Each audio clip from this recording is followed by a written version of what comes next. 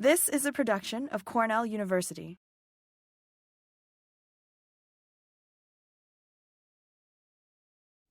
Okay, now we're going to start with trophic level because this is probably the one that most people learn first. Okay, this is basically, I can read the side here, but it's basically understanding how a system is structured. We're looking at how, in essence, we're looking at form and function. Okay, what the functional relationship of this ecosystem is for all the organisms that are in it. Okay, primary producer sitting up at the top, taking that sunlight, turning it into biomass. Primary consumer taking that photosynthetic energy that has been turned into biomass and turning it into their biomass. So our chemo approach. Okay, after that, I will have secondary consumers that are basically eating those primary consumers. Okay, now the primary consumers as well as the secondary consumers can die, and I get detritivores. Though this is sort of us in here as well, but the higher consumers. Okay, all of these organisms can die, put into biomass, put back into soil material, which then, with photosynthesis, basically gets taken up back by the plant. Okay, all of these organisms are respiring, forcing CO2, which gets taken up by the plant, and we're basically looking at the trophic cycle that most of us are really familiar with. Pretty straightforward. This is all about form and function. What is the form? What is it doing? And what's the consequence of that? Feel good? Right? The next one we look at is often we base things on size. This is a big guy, this is a little guy. Okay? This is, in essence, a classification, general groupings based on size. You click at macrofauna, basically larger than 2 millimeters, so larger than sand size. We got macroflora, basically the same group. We're looking at vertebrates, not the same group, the same size area. Looking at vascular plants, bryophytes, but all those large critters. Then we have the mesofauna. This is there's arthropods in here. There's a lot of insect type of organisms in here. Yes, some of these insects are actually larger than that, but there's a huge group of them that are in this sort of size frames. They're largely predatory or detritivore. The larger ones are generally more predator. The smaller ones are generally more detritivore. Okay, they're basically cleaning up stuff. Okay. Then we have the microfauna. They're also predominantly detritivore, though some of these are also predators as well as some of these are basically primary consumers. Okay. Then we have microflora. Okay. These are largely autotrophs, but we're looking at algae and fungi in that group.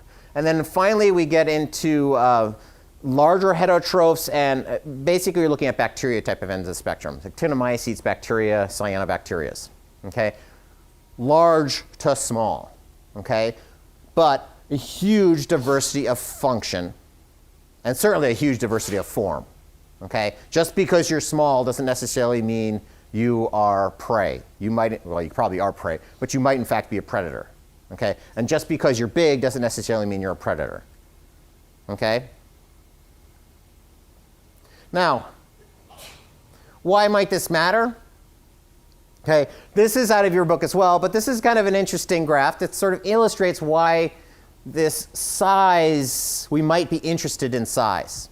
Okay, now this was an experiment that was run that basically we're looking at litter bags. Okay, litter bags are basically like web bags, net bags. Okay, and these net bags basically had different diameters for the holes. Okay, so very small hole, very large hole. So 0.01 millimeter hole versus a 7 millimeter hole. Okay, the idea here is that the smaller the hole, you can exclude everything from. It's basically an exclosure approach where you can exclude everything that's larger than that size from the material that's inside. Does that make sense? Okay. What we're looking at here is the leaf litter that was put into those bags, and we're looking at the amount of leaf litter that remains. Okay. Now, all of these bags started at 558 milligrams, and I have no idea why they use that number. Okay. But they all started at that number. Okay. And they put them into these bags, and they watched what happened. They basically put them out in the real world and let them decompose. They came back after a period of time, and they looked at how much was left. Now, you got to remember, we're starting with 558, and we're ending in the ranges of 180 to about 60. So, even with these small bag holes, we're looking at a vast amount of material that got decomposed. But what's interesting here is that the smaller holes versus the larger holes where larger organisms could get in, the smaller holes didn't decompose as much as the bigger holes. Question? Isn't that kind of like an unfair thing to say though, because the small things and the big things are working on the big ones versus like the small ones? That's exactly the point. So Madeline's comment was, isn't that kind of unfair? Because in the big holes, you're looking at large organisms as well as small organisms doing the decomposition. While in the small ones, you're basically looking at just the small organisms. And that was the intent of the experiment, actually. Well, what is the effect of these larger organisms in there? Now think about this. The larger organisms are going to be able to tackle bigger things. Okay? And more importantly, when they're tackling those bigger things, they're going to be making those bigger things smaller. Okay? Now, if we're talking about decomposition, we're often talking about access to that material. Okay? And one of the big issues of access to that material is surface area. Okay? If I start with a huge leaf like this and I shred it into tiny, tiny pieces because I've got some sort of large organism in here doing that work, you're certainly going to have a lot more effective decomposition of all that material. Now, granted, those big organisms are eating some of this stuff as well. Okay? So if you look at a slide like this, and we're talking about size, you're basically getting there's two take-home messages from this slide. One is, if we started with 558 milligrams, and we're ending with these numbers, the vast majority of the decomposition is being done by the smaller organisms.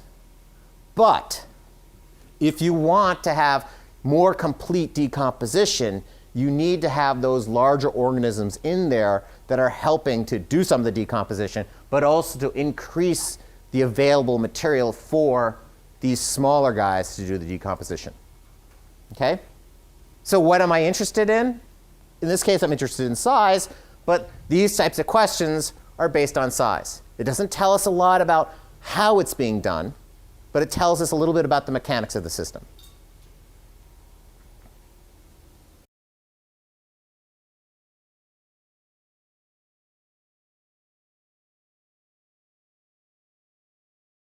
This has been a production of Cornell University, on the web at cornell.edu.